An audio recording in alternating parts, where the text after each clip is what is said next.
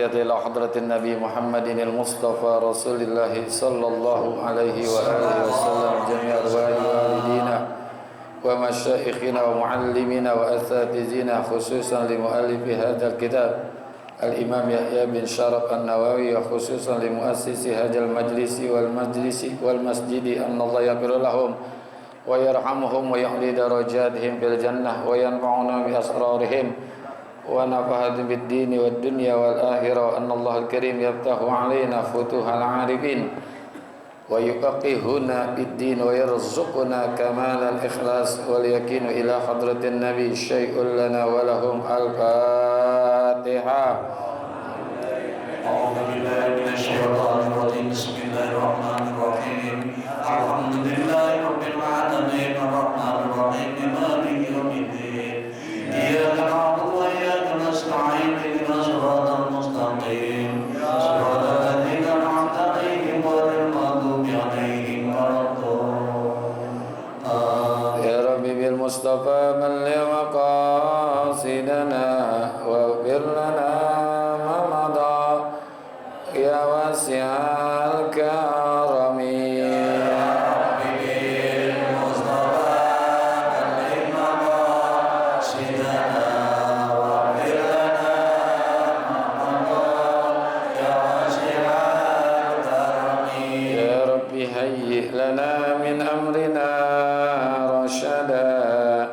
واجعل معونتك الحسنى لنا مددا.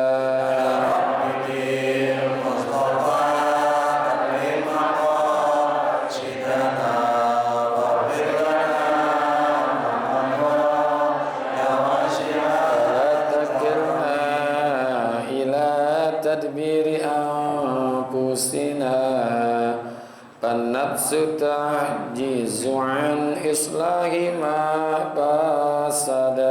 يا رب بالمصطفى بلغ مقاصدنا واغفر لنا يا واسع أنت العليم وقد وجهت يا أملي إلى الرجاء وجها سائلا ويدا. يا رب بالمصطفى بلغ مقاصدنا واغفر لنا ما مضى يا واسع الكرم. وللرجاء ثواب أنت تعلمه فاجعل ثوابي دوام الستر لي أبدا. يا رب بالمصطفى بلغ مقاصدنا واغفر لنا ما مضى يا واسع الكرم. اللهم صل وسلم وبارك عليه. Bismillahirrahmanirrahim. Alhamdulillahilladzi ja'ala ta'limana ta'liman mubarakan fi tuli hayatina wa ja'alahu sababan li husnil khatimati fi akhir umrina. Wassalatu wassalamu ala Taha Muhammadin sayyidina wa ala alihi wa sahbihi humul fudala'i wal kurama. Amma ba'du. Hadratal muhtaramin wal muhtaramat, para alimil ulama, para asatizah, para guru, wabil khusus sahibul fadilah Bapak Haji Dr. Andes Muhammad Ja'far, yang semoga Allah senantiasa berikan sehat afiat. Amin. Bapak Haji Dr. Andes Darah Furqan dan Ustaz Abdul Hamid Mustafa Al-Hafiz dan segenap pengurus Masjid Jami Baitur Rahman yang semoga semua dirahmati Allah Subhanahu wa taala. Jamaah, bapak-bapak, ibu-ibu, hadirin hadirat yang semoga kita dimuliakan Allah. Syukur alhamdulillah pagi hari ini Allah masih memberikan kepada kita nikmat Islam, iman, hidayah, taufik, sehat, afiat, sehingga bisa hadir kembali di majlis yang penuh keberkahan ini. Mudah-mudahan hadir dan duduknya kita mendapatkan ilmu yang manfaat. Amin ya rabbal alamin. Wa bisanadil muttasili ilal imami muhadditsi rahimahullahu ta'ala wa adaman nab'a bihi wa bi barakati ulumihi wa bikum fid dharaini amin. Qala radhiyallahu ankum an Abi Hurairah Abdurrahman ibn Sakhrin radhiyallahu anhu qala sami'tu Rasulullah sallallahu alaihi wasallam yaqulu ma nahaitukum anhu fastanibu wa ma amartukum bihi fa'tu minhu mastata'tum fa innama ahlakal ladina min qablikum kasratu masailihim wa ikhtilafuhum ala anbiyaihim. Dari Abi Hurairah Abdurrahman bin Sakhrin, ini nama sesungguhnya daripada Abu Hurairah, yaitu Abdurrahman bin Sakhrin. Kalau Abu Hurairah itu kunyah, ya, kunyah saja. Ada Abu Darda, Abu Bakar As-Siddiq, ya kan, itu kunyah saja. Nama sesungguhnya daripada Abi Hurairah adalah Abdurrahman, ayahnya namanya Sakhrin. Qala, beliau berkata, sami'tu Rasulullah sallallahu alaihi wasallam yaqulu, aku pernah mendengar Rasulullah sallallahu alaihi wasallam itu bersabda, ma nahaitukum anhu fastanibuh, apa saja yang aku larang kepada kalian maka tinggalkanlah. Wa ma amartukum bihi fa'tu minhu, dan apa saja yang aku perintahkan kepada kalian maka kerjakan mastata'tum, semampu kamu. Fa innama ahlaka ladzina min qablikum kasratu masailihim, karena sesungguhnya yang membinasakan umat sebelum kalian adalah karena banyak pertanyaan mereka yang tidak berguna. Wa ikhtilafuhum ala anbiyaihim, dan juga penentangan mereka terhadap nabi-nabi mereka. Rawahul Bukhari wa Muslimun. Hadis ini menafsirkan ayat yang ma atakumur rasul fahuzu wa ma nahakum anhu fantahu. Apa-apa yang diperintahkan oleh Rasul kerjain, dan apa-apa yang ditinggalkan tinggalin. Tapi di dalam hadis ini larangan terlebih dahulu yang disampaikan, perintahnya belakangan. Kenapa? Di dalam menjauhkan larangan itu lebih berat daripada mengerjakan perintah. Ya. Larangan itu maknanya adalah dosa. Kalau perintah itu adalah ibadah, itu lebih berat tuh. Menjauhkan larangan itu lebih berat. Ya, jangankan larangan, hal yang sifatnya duniawi saja itu lebih berat kita tinggalkan. Nah, kalau ada saat yang berbarengan, ada pengajian nih Bu, jam 1 siang, udah diumumin lewat WhatsApp, ibu-ibu nanti kita ngaji di Masjid Baitur Rahman jam 13. Ya, dari jam 8 tuh udah dikasih informasi oleh ketua grup. Jam 10 ada WhatsApp lagi dari teman. Tolong anterin gue ya ke Tanah Abang, ntar lu gue beliin. Kira-kira pilih ngaji apa pilih ke Tanah Abang?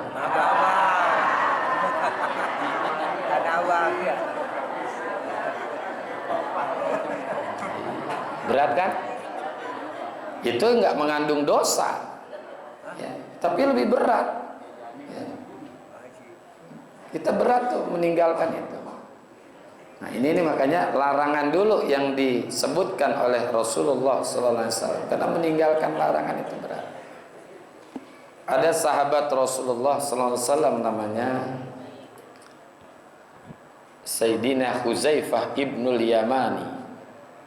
Orang ini unik nih ya. Huzaifah ibnul Yamani seorang sahabat yang memiliki karomah yang tidak dimiliki oleh sahabat-sahabat yang lain. Beliau ini bisa mengetahui dengan izin Allah mana orang munafik, mana yang tidak munafik. Luar biasa nih. Dia tahu nih kalau lagi kumpul-kumpul begini nih, mana yang munafik, mana enggak, tahu. Kalau di dalam dunia kepolisian namanya lie detectors, alat uji kebohongan. Zaman Rasulullah nggak ada. Siapa? Nah ini dia, Sayyidina Huzaifah ibnul Yaman. Dia bukan perempuan, ini laki, meskipun namanya Huzaifah ya. Dia bisa tahu hebatnya dia nih, dikasih karomah oleh Allah. Beliau ini kalau di orang-orang lain bertanya tentang bagaimana amalan apa yang membuat saya ini masuk surga, itu pertanyaan umum tuh. Kalau kita tanya tuh sama orang, apa sih amalan-amalan yang bikin saya masuk surga? Ini pertanyaan umum. Tapi Huzaifah ibnul Yamani, apa yang dia tanya? Ya Rasulullah, amalan-amalan apa yang bikin saya masuk neraka? Karena dia tahu meninggalkan dosa itu lebih berat. Artinya bukan dia akan kerjain tuh amalan-amalan yang membuat dia masuk neraka. Dia berusaha meninggalkan sekuat mungkin. Huzaifah ibnul Yaman. Kalau kita kan nggak nanya ya, apa sih amalan yang bikin masuk surga? Itu pertanyaan umum lah.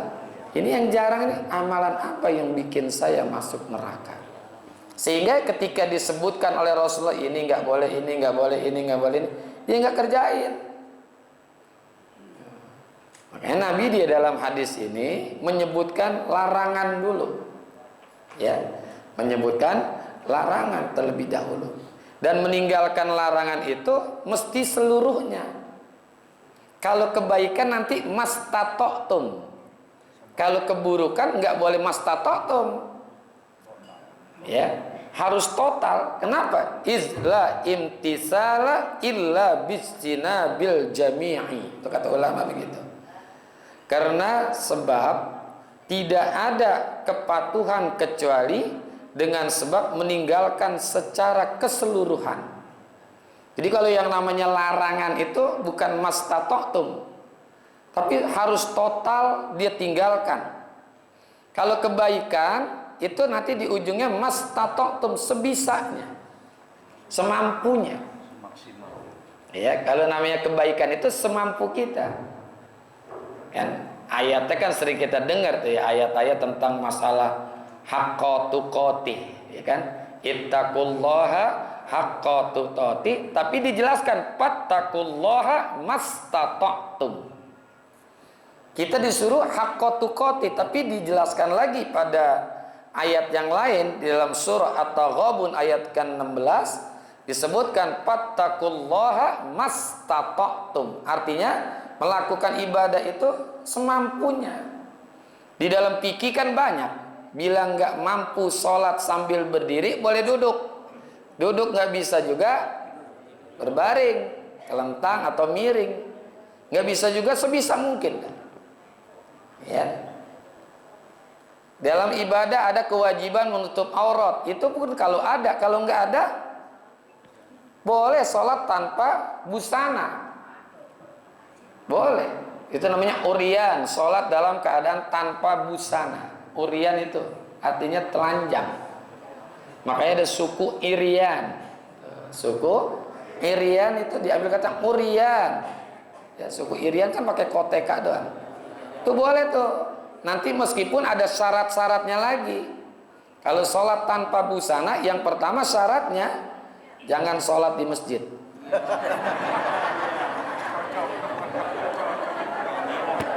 Dilemparin batu sama Pak Zainuddin.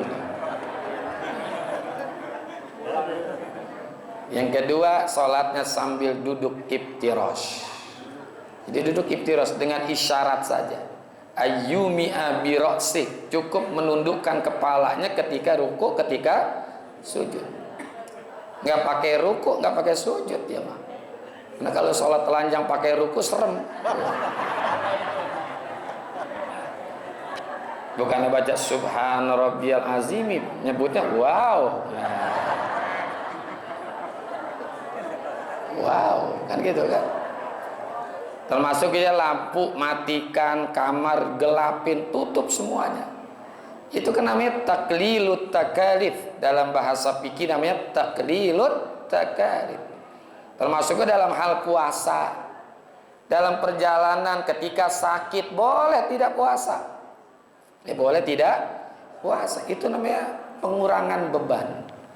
Jadi mastata'tum di sini dalam urusan kebaikan. Tapi kalau urusan dosa nggak ada tuh yang namanya mastata'tum, harus total. Yang namanya minuman keras haram di mana saja. Contohnya nih, ya kan? Kan ada dulu orang memberikan dalil kalau di tempat dingin boleh minuman keras karena untuk menghangatkan badan. Tetap haram total. Gitu. Tapi kalau dalam urusan ibadah masih ada kelonggaran-kelonggaran jika dia tidak mampu melaksanakannya secara total. Haji juga tuh kan? Haji juga kan bagi yang mampu. Ya, walillahi 'alan nasi hajjul baiti man istata'a. Ya, yang mampu, yang enggak mampu enggak ada kewajiban untuk melakukan ibadah haji. Meskipun nanti dirinci lagi mampunya ini bukan dalam sisi finansial saja, tapi juga mampu sehat, mampu keamanan, mampu kendaraan. Ya, ongkos juga finansialnya itu enggak cukup untuk ongkos saja, buat yang di rumah, buat hidup di Mekah Madinah, untuk ongkos pulang ke rumah itu masuk dalam finansialnya. Ya, jadi ada kelonggaran dalam urusan ibadah. Jadi walillahi 'alal nasi hajjul baiti man istata'a ilaihi sabila. Termasuk juga zakat. Yang mampu, maka orang yang mampu itu namanya muzakki. Yang nggak mampu mustahik. Ini rahmat Allah buat umat Nabi Muhammad sallallahu alaihi wasallam. Jadi mastata'tum, ya, meskipun ittaqullah haqqa tuqati, tapi dijelaskan di dalam ayat yang lain yaitu surah At-Taghabun ayat yang ke-16, fattaqullaha mastata'tum. Bertakwalah oleh kamu kepada Allah menurut kesanggupannya.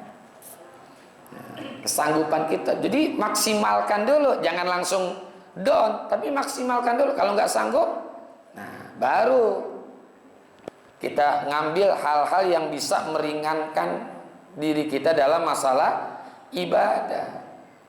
Itu agama tuh begitu, nggak otoriter dalam urusan ibadah. Tapi kalau dalam urusan dosa, larangan, tinggalkan. Laki-laki haram pakai emas, tetap haram sampai kiamat haram. Sampai kiamat haram. Mau pakai buat apapun tetap haram. Ya. Mau berapa gram pun tetap haram. Kalau perempuan kan boleh. Ya, kalau laki-laki tetap haram. Ustadz, itu kalau nikah boleh nggak pakai emas tuh laki-laki? Kan sebentar Ustadz. Tetap haram. Kan ada tuh yang suka pakai tukar cincin kan itu ya. Itu tetap haram. Walaupun makainya cuma 5 menit atau 10 menit langsung dicopot lagi, tetap haram. Dalilnya apa? Zina 5 menit sama 1 jam haram nggak? Sama. Masalah enak ya beda lagi. Pokoknya 5 menit 1 jam zina itu tetap haram. Begitu dalilnya. Pakai emas juga 5 menit sama 1 jam tetap sama hukumnya haram bagi laki-laki. Dan setiap larangan yang Allah berikan melalui junjungan kita Nabi besar Muhammad SAW, karena agama ini sumbernya dari Allah, pasti ada hal-hal yang akan terjadi kalau dilakukan yang dia tidak inginkan. Pasti itu. Ya. Nggak mungkin Allah menurunkan perintah atau meninggalkan larangan itu tanpa ada hikmah. Pasti ada hikmahnya. Kenapa dilarang begini? Kenapa dilarang begini? Kenapa dilarang ini? Ya, seperti makan daging babi. Ya, makan daging babi. Kenapa diharamkan buat umat Islam? Karena ada hal-hal yang bukan hanya cacing pita. Yang membahayakan bukan hanya cacing pita di dalam masalah babi, tapi ada hal-hal yang lebih rusak daripada cacing pita. Nanti perilakunya, attitude yang dimiliki oleh orang yang makan babi, maka perilakunya juga kayak babi. Iya, perilakunya kayak babi gitu. Ini kadang-kadang apa-apa yang diperintah nggak dikerjain, yang dilarang dikerjain. Ada juga yang salah menempatkan perintah. Fankihu ma tabalakum minan nisa'i masna wa sulasa. Masalah nikah. Ini betul, anjing dinikahin. Ya itu sih mereka, biarin aja dah. Tapi kita umat Islam jangan ikut-ikutan. Kita mentang-mentang orang Islam senang kucing dinikahin. Itu ngebesannya gimana? Ngebesannya gimana? Kalau mau dikawinin, kawinin aja, jangan pakai dinikahin. Kan ada tuh ya, mengawinkan kucing tuh di mana gitu ya. Jadi kalau kucing kita dikawinin sama kucing orang lain, itu kawinin gak usah pakai nikah. Nikah itu kan hal yang sakral. Saklar apa sakral? Saklar mah nyetrum ya. Sakral, bisa salah sebut ini. Pernikahan itu sesuatu yang sakral, yang suci. Jangan dikotor-kotori dengan hal-hal yang bisa rusak dari pernikahan. Tadi itu salah satunya tuh juga itu kan sesuatu yang sakral, ya kan? Nikah cakep karena perintah, ya kan? Cuman dikotori dengan cara apa? Tadi laki-laki pakai emas. Udah gitu nikahnya di masjid, melakukan sesuatu yang dilarang oleh agama, tapi ngerjainnya di tempat yang suci. Nah, tambah hancur nih. Hancur enggak? Hancur. Termasuk ibu-ibu nih, makanya saya selalu sampaikan kepada pengurus masjid, kalau tempatnya ditumpangi untuk nikah, itu kasih pengumuman khusus kepada perempuan. Bagi perempuan, ibu-ibu yang sedang dalam keadaan haid, dilarang masuk ke dalam masjid. Sampaikan, ya, sampaikan begitu. Kalau kita udah sampaikan ternyata ada yang masuk juga, kan kita nggak tahu. Mungkin kita periksa.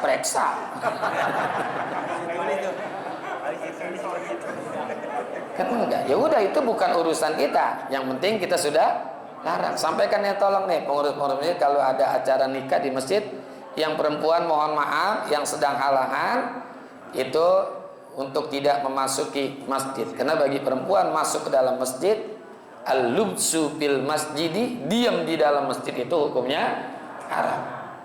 Bisa rusak gak kalau dia masuk? Tuh. Iya, jadi melakukan sesuatu yang benar, jangan dikotor-kotori dengan kerjaan-kerjaan yang jelek. Makanya larangan yang dilarang oleh Nabi, perintah yang diperintahkan oleh Nabi, itu kerjakan. Cuman ada garis besarnya nih. Kalau larangan secara total, tapi kalau untuk hal yang diperintah itu masih ada kelonggaran. Makanya belakangnya mastata'tum, semampu kamu. Tapi maksimalkan dulu, jangan nyerah duluan. Ya, jangan nyerah duluan, semampu kamu.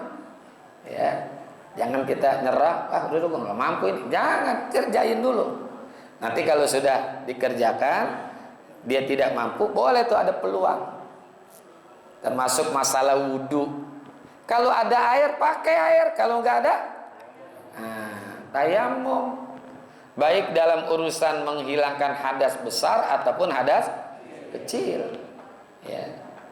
Hadas besar, hadas kecil, kalau tidak ada air atau ada air, cuman ada perintah dari dokter jangan sampai kena air, misalkan pada badan, nanti akan menambah penyakitnya. Itu boleh pakai tayamum.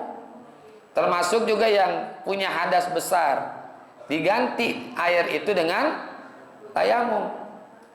Gimana cara mandinya? Siram tuh palanya pakai debu.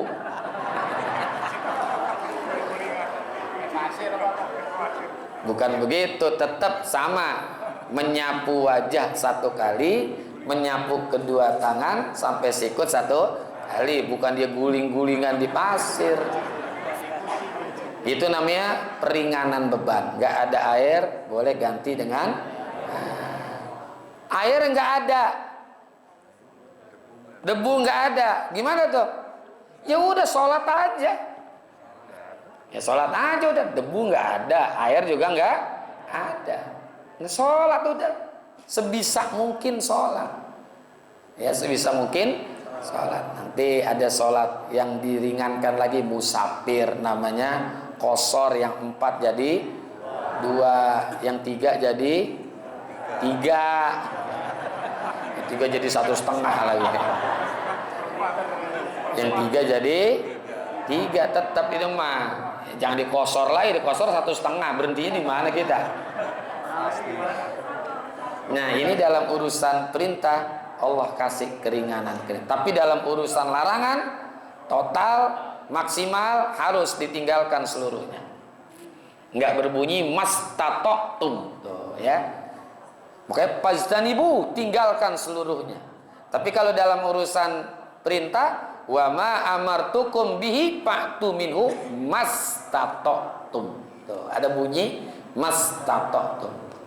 Ya, meskipun ayatnya ittaqullaha haqqa tuqatih. Itu kan ayatnya kan, tapi diterjemahkan lagi, ditafsirkan lagi pada ayat yang lain, ittaqullaha mastata'tum. Tuh, jadi bunyi hadis dengan ayat ini sinkron.